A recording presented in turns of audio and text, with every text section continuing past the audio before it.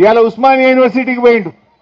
ఈయన ఉస్మానియా యూనివర్సిటీకి పోతే పరిస్థితి ఏంటంటే 3 రోజుల నుంచి పోరాగాన్ని అరెస్ట్ చేశారు.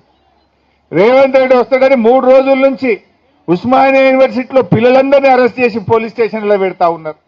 మొత్తం ఇనుప కంచెలు పెట్టిండ్రు, గజంకొక్క పోలీసుని పెట్టిండ్రు. ఇక దానికి ఈయన పోతాడట. నీ గొప్పతనం ఏంది నాయన? గజంకో పోలీసుని పెట్టి ఇనుప కంచెలు పెట్టి పిల్లల్ని అరెస్ట్ చేసి నువ్వేదో యూనివర్సిటీకి పోయి ఉద్ధరిస్తా అని మాట్లాడుతున్నావు. అది కూడా దేనికోసం పోతున్నావు? వెనకట మా సబితక్క పోయి కొబ్బరికాయ కొడితే ఆ బిల్డింగ్ తయారైతే దాన్ని రిబ్బన్ కత్తిరీనికి పోతున్నావు. నువ్వు కొత్తగా ఇచ్చింది లేదు, కొత్తగా కట్టింది లేదు, కొత్తగా మంజూరు చేసింది లేదు. ఆనాడు సబితక్క పైసలు శాంక్షన్ చేసి పోయి కొబ్బరికాయ కొడితే బిల్డింగ్ తయారైతే దాన్ని రిబ్బన్ కత్తిరీనికి పోయిండు రేవంత్ రెడ్డి. ఇక నేనేందో ఉస్మానియాకు ఏమో చేసింది అంట. నువ్వు చేసింది ఏమున్నది? బీఆర్ఎస్ కట్టిన దానికి రిబ్బన్ కత్తిరించుడు, కట్టెల జేబులో పెట్టుకొని తిరుగుతున్నావు.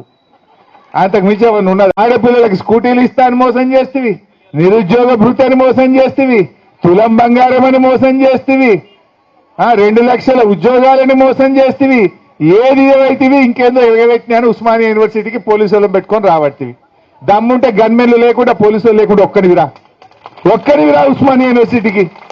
వెనకట నాకు బాగా గుర్తు, అప్పుడు తెలంగాణ ఉద్యమం బాగా నడుస్తుండే 2012లో.